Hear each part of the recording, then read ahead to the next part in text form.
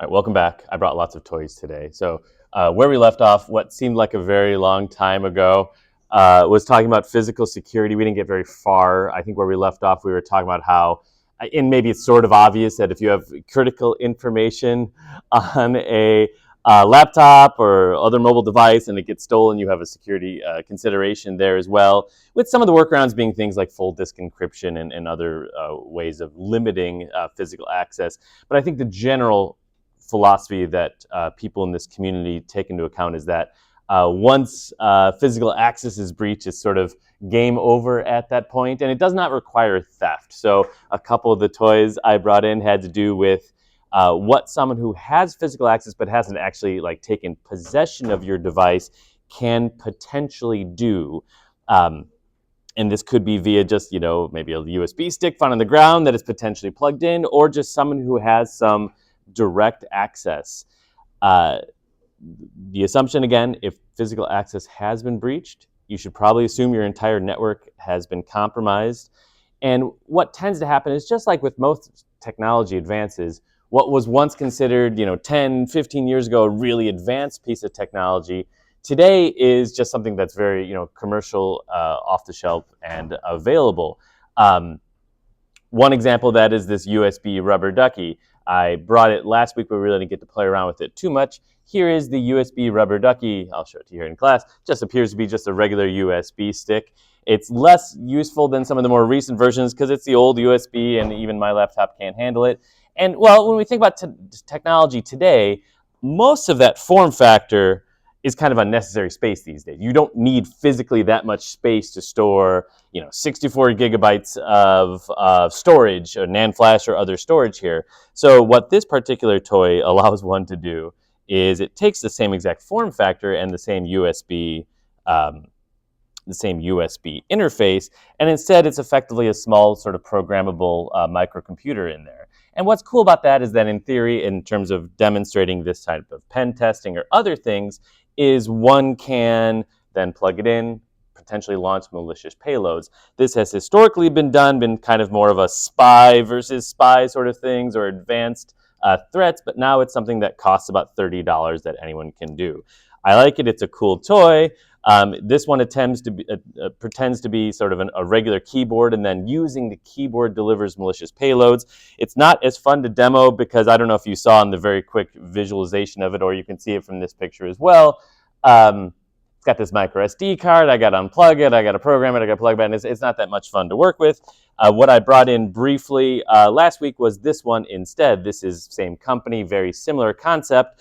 Just to kind of show how technology advances, right? We have something that was just in this kind of USB volume here, this type of form factor, to now the entirety of what is effectively the same amount of logic and a bit more fitting into kind of the edge of this cable here. So in terms of how stealthy such a thing could be, I would say this is significantly more stealthy than just a random USB stick. You may not pick up a random USB stick and plug it into your device these days. I think enough of us have sufficient awareness of issues with regards to plugging in random things found off the street.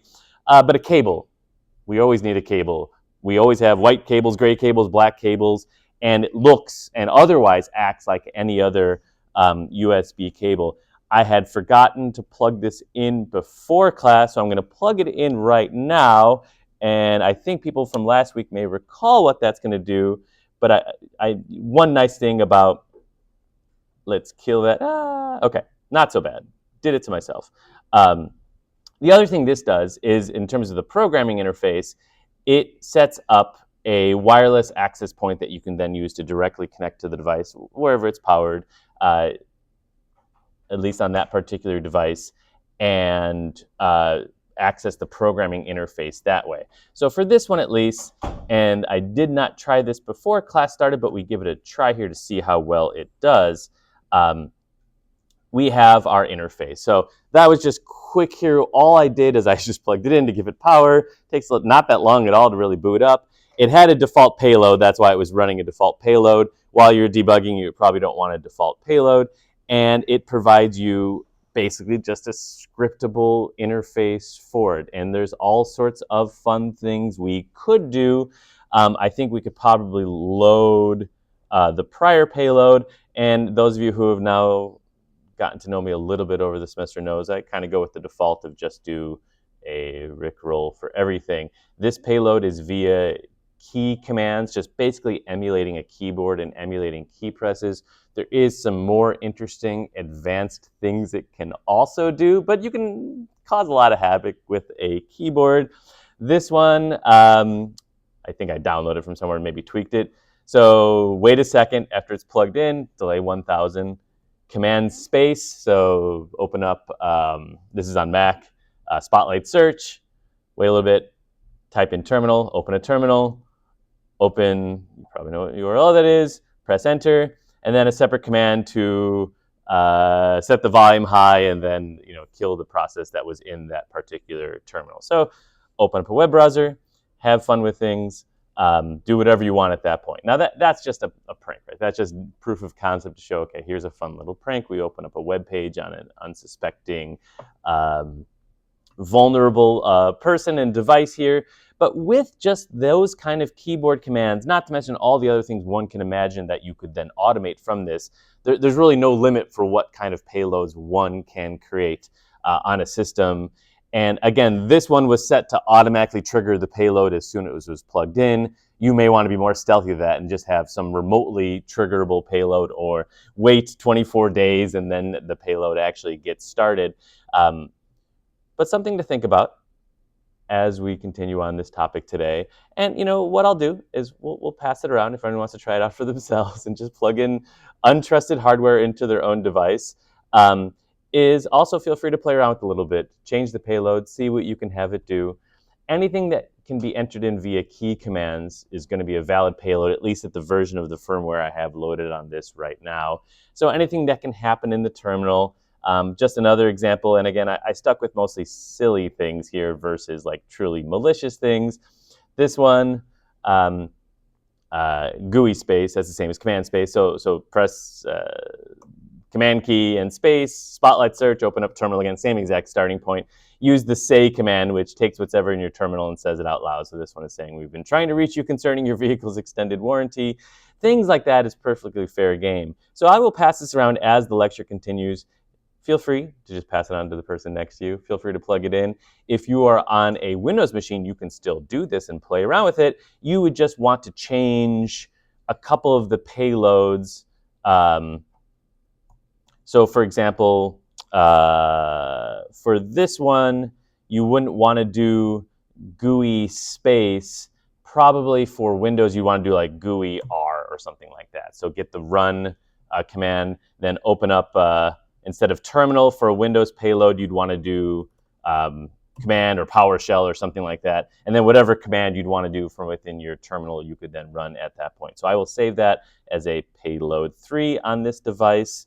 And feel free to just pass it on. Feel free to just have fun with it. This will open up a Rickroll on your device if plugged into a Mac computer, which it is a little odd. So is this the trend? So almost nobody in the room had an Android phone, and almost nobody has a Mac laptop.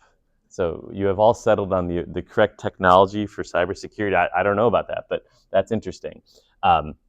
The guide is here. It's called Ducky Script because it was a USB rubber duck, was one of the original products here.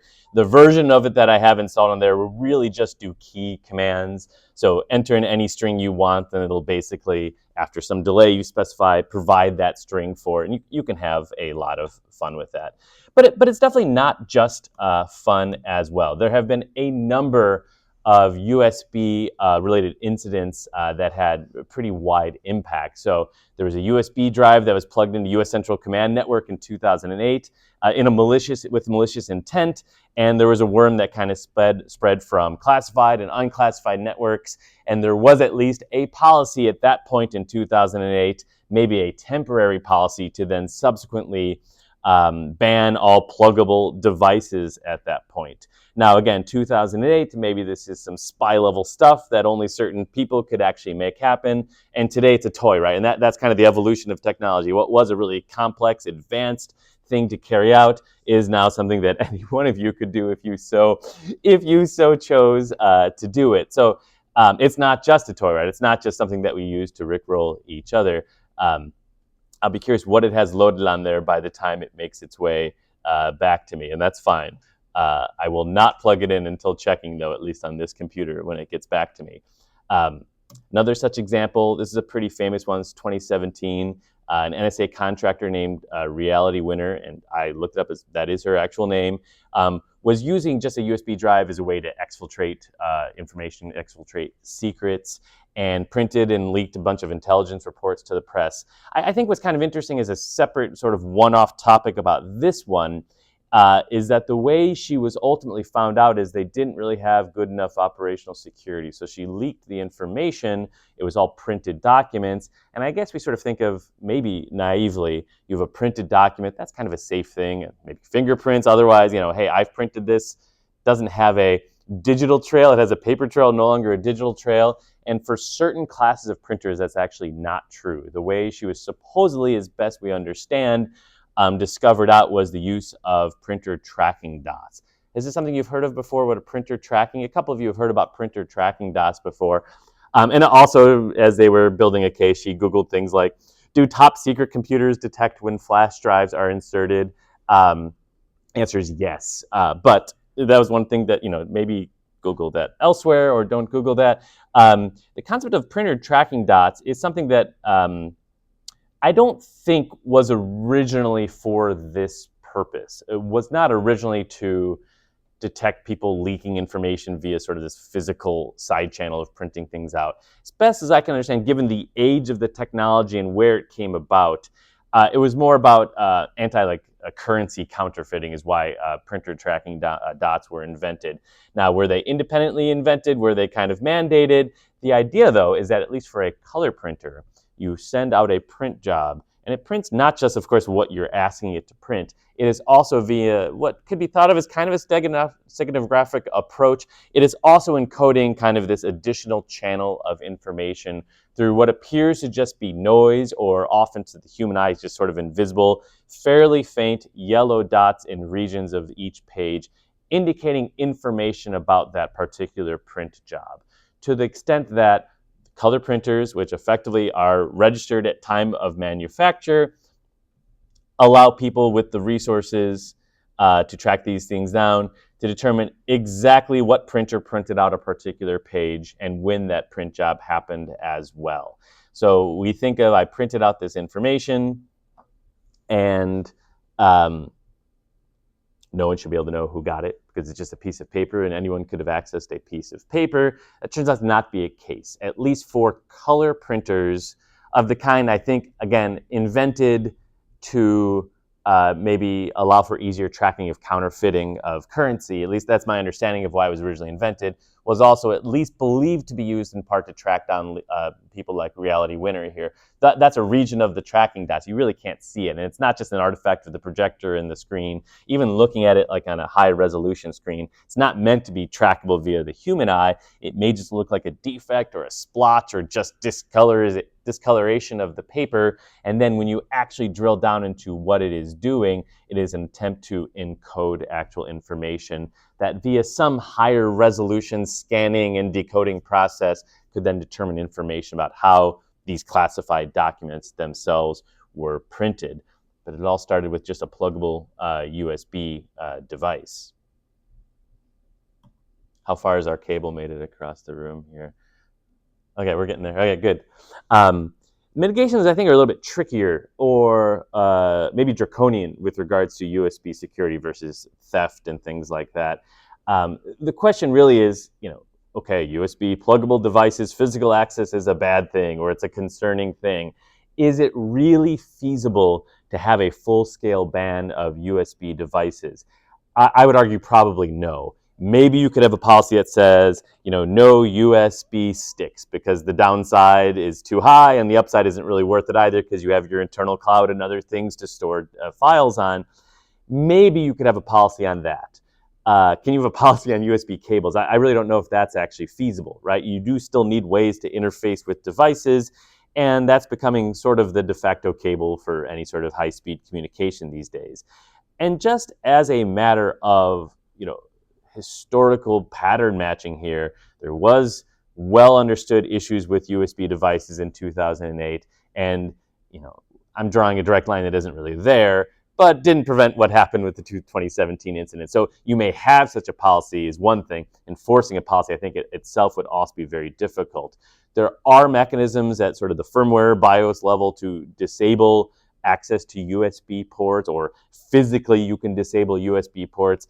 But again, the issue is the feasibility of that. We have these ports on our devices because they are useful. They allow us to do our job. I think in a general sense, it may be hard to truly disable all USB access. What you then tend to see in more secure computing environments is sort of the more intrusive option, which is really network as well as behavioral monitoring of all employees. You should probably assume your future employer is doing some version of that. How in depth or how just kind of at a top level, you may or may not have access to that internal policy. But I think that would be the assumption for environments in which there's great concern about perhaps classified information, really sort of direct monitoring of all access, all physical access to a particular computer. Probably still hard to monitor in real time, but it makes it much harder to escape with that information without being tracked down in time. And that's a tricky thing, right? That'll work for some environments, but for many corporate environments, that would not be a satisfactory solution. The trade-off between the potential prevention of this type of information leakage or malware escape versus the loss maybe in employee happiness and productivity would be a difficult thing to attempt to manage. And that's just USB security. I mean, when we talk about physical security, ultimately we're really talking about things like building security as well. And this is a cybersecurity course, and you're in a cybersecurity program. But still having knowledge of sort of the physical world and what the implications there are, I think is also pretty important. So yes, once someone has physical access, the assumption is that your network has been breached. And so consequently, mechanisms by which we prevent physical access become pretty important, not just to a USB port on a laptop that's sitting around or a computer you already have access to, but actual access to the building itself. We have a data center, it's storing lots of important information. What mechanisms are in place to limit people who are unauthorized from being able to access things they shouldn't be able to access? Some of that is cyber security. A lot of that is more just kind of traditional security, physical security, building security. But what's getting kind of interesting is I think those worlds are also kind of combining again, right? So many of our, you can just pass that back up if everyone's had a hack at it. So many of our physical locking mechanisms are also cyber physical systems these days, right? We have a smart door lock that is also itself a small little computer that may have some cybersecurity implications.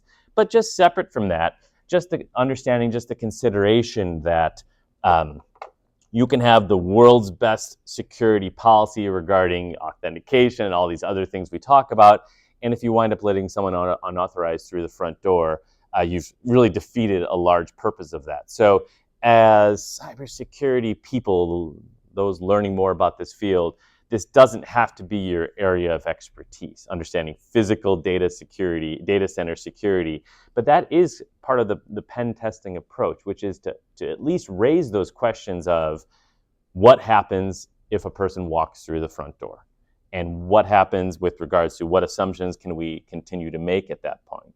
It's not something we can really spend too much time on, but at least to note, to be aware of the fact that it's an, I would say, equally non-trivial problem. How do I prevent unauthorized access to a building? It's the same issue in one sense. We always said, if I'm worried about unauthorized access to my web server, I can just unplug the web server. That is true, right? If I completely, physically disabled it, then I've prevented unauthorized access by preventing all access, right? And similarly, in a data center, you can have a similar approach. I have completely barricaded, locked down, sealed the building. That is valid, but you have the same trade-off, right? You want to be able to provide legitimate access to the physical building for the legitimate, employees, other things, people who have to have access to the building. janitorial staff, office workers, all the sort of things that are necessary to keep a modern data center running. But you need to be able to limit it to just that sort of legitimate authorized access. So think of that analogy, and I don't think you're too far off.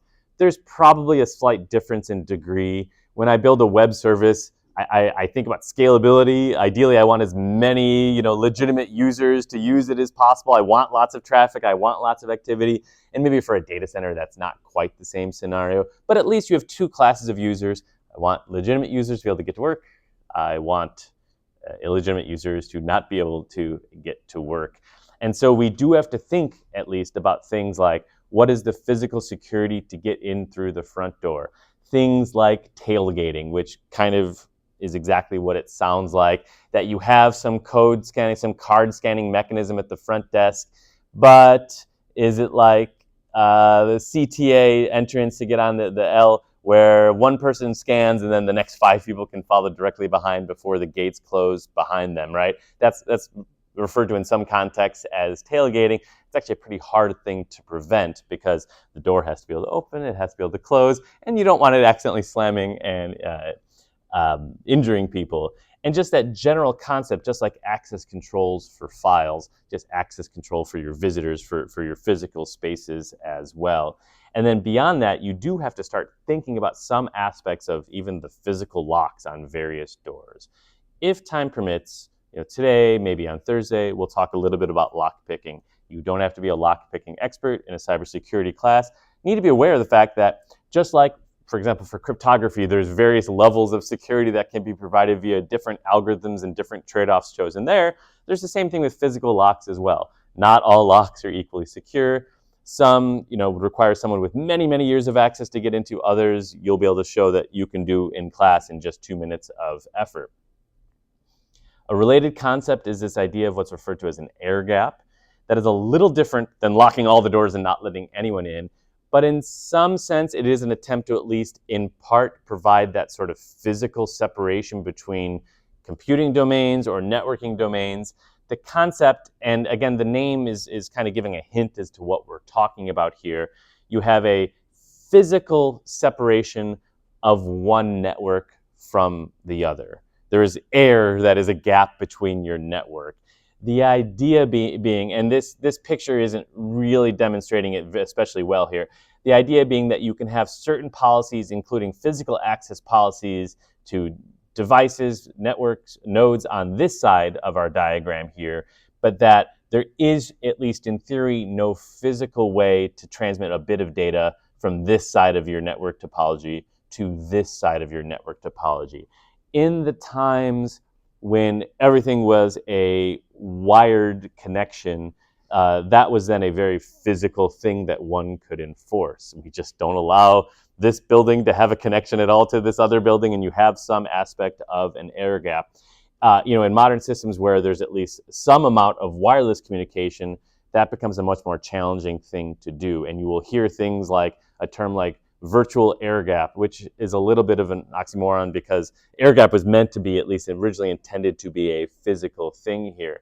Still though, even if you were to have a physical air gap here, where you have your secure network and you have your insecure network, and there's no way for a bit to logically transmit from one to the other, you are still susceptible to sort of a human acting as the network cable there, right? A person using a USB or cable or any of these sort of other devices, and then transmitting data from one side of the network to the other.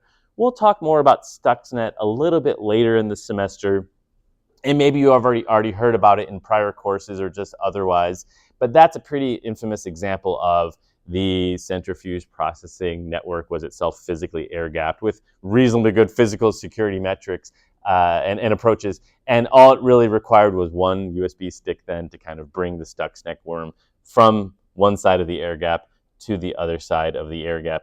We'll talk a little bit more about that as we kind of build our own mini version of it, very, very mini version of it in the lab, and talk about what that meant in practice. And then as we virtualize more of our infrastructure, as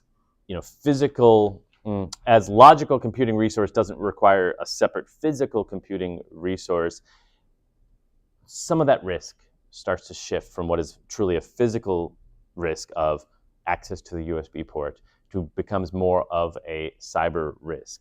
And that has led to all sorts of what could otherwise be referred to as sort of leaky abstractions, in which ways in which things were secured when everything was a separately physical machine doesn't work as well when aspects of that infrastructure is entirely virtualized. Now, for our virtual setup, we have some of our own mitigations in place. If you've attempted to access your labs from off campus, you've noticed you've required VPN access. That is an attempt to kind of have a virtual air gap, right? In the sense that you have to be able to get onto the network from this one virtual access point, requiring multi-factor authentication. Sometimes, I don't know, it's not always working exactly very well for our setup. But even with all that, and this was for, that logo is from our older VMware setup, the more you virtualize, the more you do wind up pushing those attack vectors from physical concerns to more traditional software paths. Such that if it does turn out that there was a big software vulnerability in VM Center or in Proxmox here, well, you've kind of lost the game again. You know, you've taken something that at one point would have been a very physical security consideration of access to this particular box that has this level of control to then become back to being a virtual, back to our software, our common weaknesses in software, of which VMware has had a number of them over the years, which they were all equivalent to being game over in terms of having physical access to what would have been the corresponding physical servers. Other aspects of that when one has to scale beyond just one computer sitting, you know, in a server room somewhere, that, you know, and the scale of modern data centers is quite crazy. If you look at sort of these frontier large language models and the type of warehouse size computing infrastructure required for them, it's very common, and certainly at that scale, there's even additional solutions that are required on top of that. But it's very common in those scale systems to have a completely separate, sort of out of band, a separate physical network for just the management side of things as well. Back in the day, my approach would be to have a separate serial port on these computers to be able to connect to be able to get a separate interface that even if the entire software is completely locked up and you can't have any network access to it all, you have this separate, basically separate server, basically separate control port that allows you to still access and still manage such a thing. In fact, this is showing that there's an iDRAC port for remote management of this server. It also has a serial port here in case you need to be able to plug in a cable locally and access it. So that approach is still valid, but then that class of software, that whole network itself becomes a target. I think for our purposes, until you get a chance to learn more about maybe cloud computing, which touches upon some of these data center level issues that may occur, the class of software, being aware of this concept that separate from your application that you're running itself, there's a whole separate class of software that's executing, broadly referred to as data center infrastructure management software, is itself just a whole separate target. This is the software that would allow you to say, you know, provide less power to this quadrant of our massive data center because we're running this more important task on this other quadrant of our data center, or apply this set of patches remotely to this whole set of machines, you know, thousands to tens of thousands to possibly hundreds of thousands of machines at this point. It is a separate class of software. And I don't know if I made that point clear enough. Separate class of software running on a whole physically separate network with separate NICs, separate cards, basically separate mini computers running on the machines themselves that have full control over those machines. That's a very useful thing. It's sort of a necessary thing. You know, if you have 5 servers, you hire a person to manage those 5 servers and walk around and unplug a hard drive when something goes bad and kind of work on it themselves. When you have 20,000 servers, of course, you're still hiring people, but you need a way to kind of scale that kind of maintenance task. It's a very useful thing. It's a very necessary thing to have this kind of separate network, separate class of software for managing you know, a large warehouse-sized data center, but it's also a very enticing target. And as you can imagine, I didn't provide any, open up any links for that today, but you can create a lot of mischief. If there's any vulnerability in that class of software, then it's not access maybe to one machine. Now it's potentially access to all the machines in a data center. And when we think about data centers, we also have to think about where the virtual meets the physical again, and that has to do not just with malicious actors, but kind of just non-malicious real-world events, right? So when there is a fire, when there is a flood, when there is a tornado, you have that issue of you have your virtual infrastructure. It's ultimately running on physical hardware. So not just the security of who has access to it, how does one maintain a data center that is a little bit more robust to that class of risk? That turns out to be a very difficult thing to do. It appears to me, and this isn't anything stated in any of those links, that the current state of the art for how does one build a data center that's more resilient to that class of risk is not to put it in Manhattan or not to put it in Des Moines. And that's where you see where some of these very large data centers being built. Well, they're being built in these areas for various reasons, but one reason is more resilience to that level of risk. But there's trade-offs, right? There is a physical latency that is felt depending on how far you are from your infrastructure. And in places like New York City, that latency could be very important for certain classes of applications. But every so often, very important services go out, not because of a hack, not because of a software issue, not because of some vulnerability, but because of sort of that physical vulnerability to fire, right? And that is itself a type of vulnerability. I guess one could consider actual arsonists as something that one has to be prepared for, but it happens accidentally quite a bit as well. And then the final point about this aspect of physical security is there is by design a little bit less control about how information flows across the internet. It was meant at least to be distributed. It was meant to have this kind of inherent fault tolerance and paths built in. There's interesting trends there where even as the number of point-to-point connections increase, to what extent is it truly decentralized anymore has kind of lessened. It hasn't really grown in terms of who has control over various aspects of that physical infrastructure. But the point I want you to remember about this is, okay, so we have our server. We think of it as being this virtual thing, this piece of software. No, it's something very physical. It's a physical box with physical USB ports sitting in a physical room that someone has physical access to that could have a physical fire. The actual network traffic itself we think of as being this virtual thing. And it is, but it is also a very physical thing. And this is something that's a little bit hard to get true sort of 2026 era information about. What is the physical network grid both in the United States as well as across the world? There are certain categories of this information that we have access to, and maybe if more people look at it than I do, maybe you'll find better examples. But for this one, in trying to find a good example of basically the fiber map of the United States. This is from 2017, so this is probably pretty old information. And we're talking like the large backbone fiber that's powering the capital I internet across things. Each of those connection points, each of those wires on this graph are themselves a physical security consideration. Not just for disruption, but disruption certainly does happen accidentally or intentionally, also to things like wiretapping. It's kind of a tricky subject in the sense that I think your default assumption should be that the US government has access to that. Any traffic you put over here, they probably can access. So you have to take that assumption into account. More live than that, more recent than that, I don't think it's 2026, is the view of the so-called submarine cable map.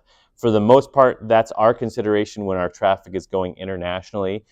You don't necessarily always know when your traffic is going internationally. You don't always necessarily know when you're accessing a service that's not physically hosted in the US.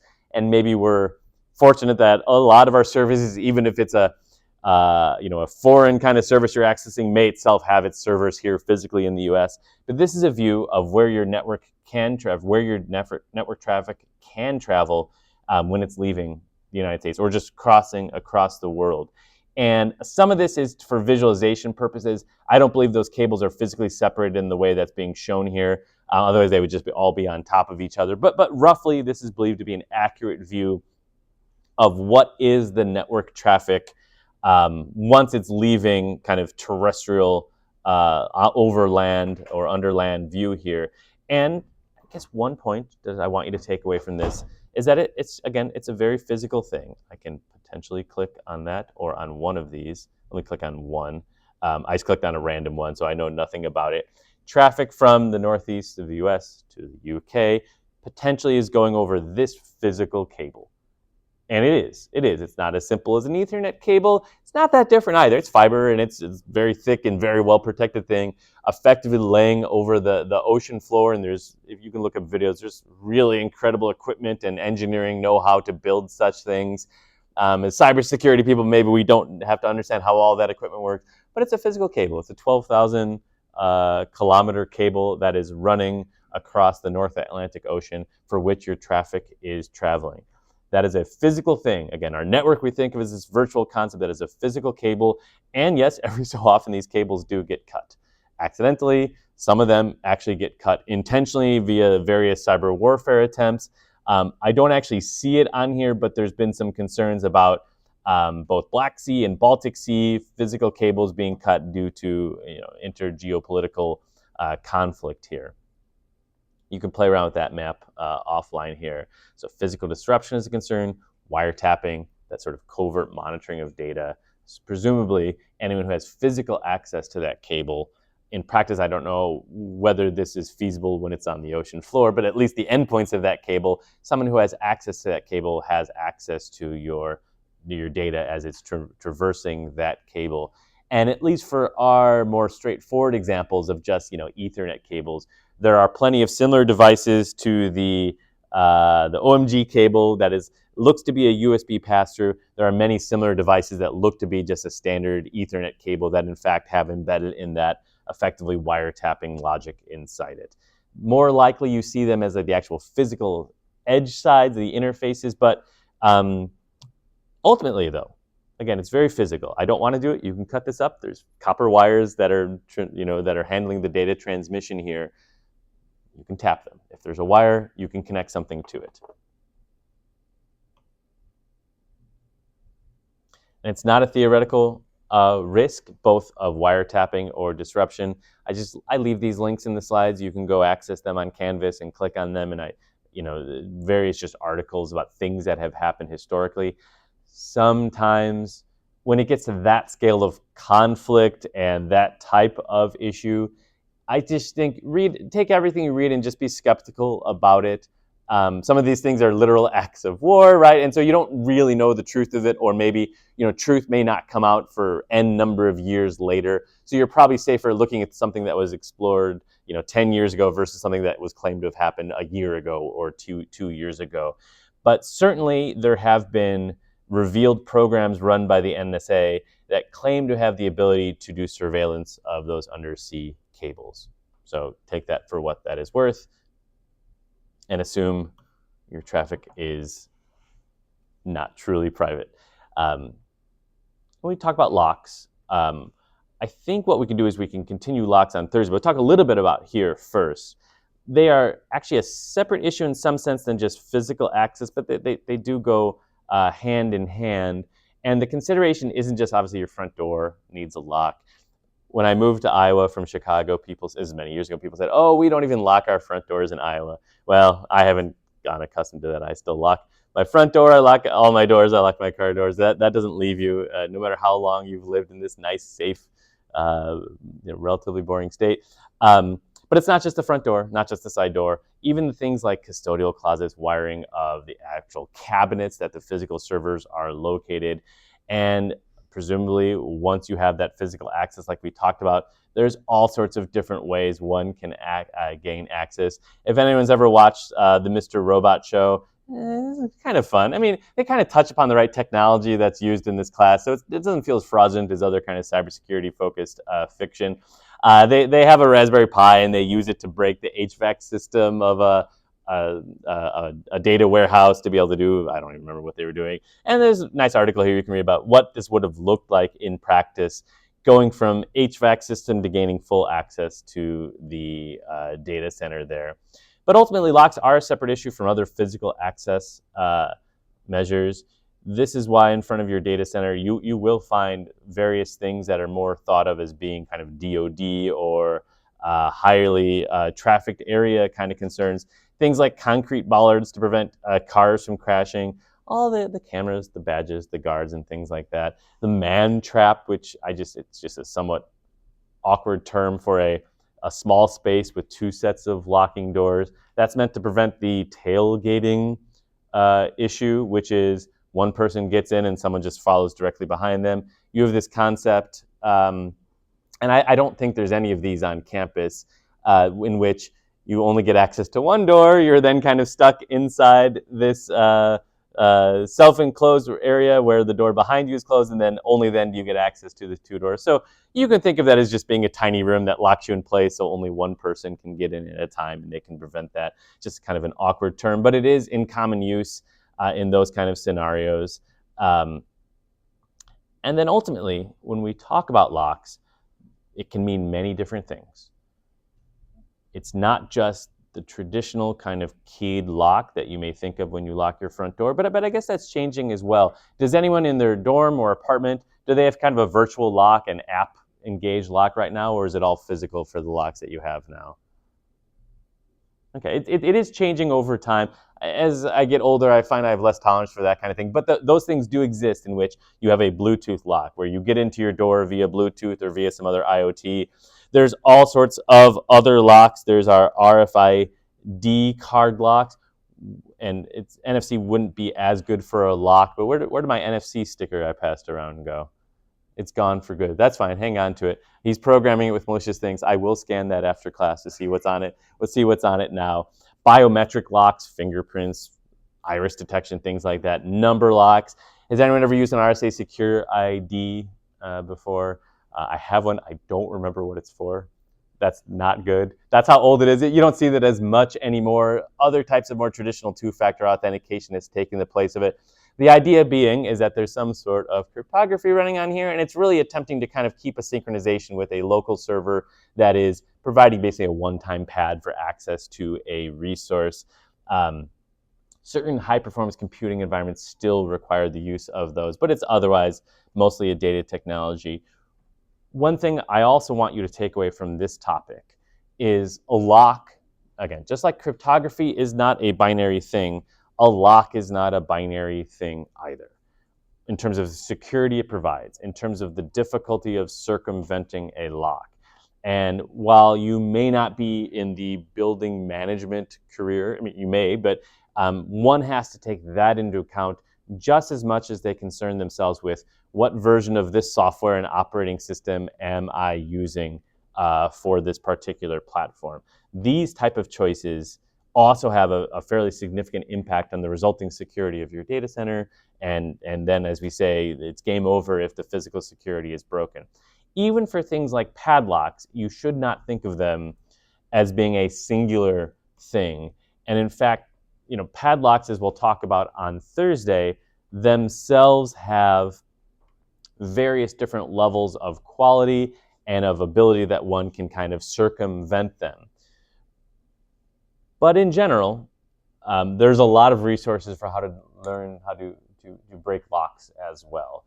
I like this quote. It's from a fantasy author, but a lock does no more than keep an honest person honest. There's something to be said for that. I don't know how truly true that is. Like anything else with security, it's a trade-off. It's a trade-off between usability, ability for authorized users to have access, and to prevent malicious users from having access. But that is very much the case here, that in theory, a lock is just a way to slow someone down from having access. And all these types of locks that I have on the previous slide here, including biometrics, have workarounds for them, have ways in which one can circumvent them. The other thing that makes this space, I think, a little bit interesting to have fun with exploring is that I would say, unlike maybe let's say at least the open source community that over a period of decades have kind of eventually navigated to a point where there's a decent understanding of security principles and sharing of ideas, and again, the whole concept is using well-trusted pieces of code. This field of physical security and locks is a lot more ad hoc. It's companies, some of which have existed for 300 years building locks. And they get with the times, they advance, but it's not nearly the case that it's well understood in a global sense what makes a good lock. And even if it's understood, it's not that obvious. Of the 200 different types of locks one can purchase for a cabinet door, what is the appropriate one for your use case? What is the average time for someone with the skill set to be able to break into those things? I have some content on this. I also have a quiz question about it on Thursday. So maybe we'll push our Thursday quiz to Tuesday, because it wouldn't be a very fair question on Thursday. But what we're going to do starting on Thursday, and I'll leave it right here, is we'll walk through how to pick a lock. And I don't want to leave Thursday until everyone's done it once. Okay, so we're gonna all pick a lock, and it's a funny thing. Some of you will find it very easy. It's a physical thing, right? And if you can't do it, that's fine too. Others will find it quite challenging, even though the instructions will be the same for everyone. So I will bring some locks. We will pick them. I will do it myself first, and if I really struggle, you can all get a good laugh at me, because it should take about 2 seconds. My kids can do it in about a second. It's also one of those things that the more time you pick a lock, the more easier it becomes to pick as you start to wear on the springs. But we'll leave things here for today. We'll break into some locks on Thursday. I'll have to add the caveat. Hey, this is not my content anyway. I list the YouTube channel that I got this stuff from, but don't do this at home, or do it at home. Don't do this in someone else's home would be my advice that I would give you here. Let's leave things here for today, and look forward to seeing you on Thursday.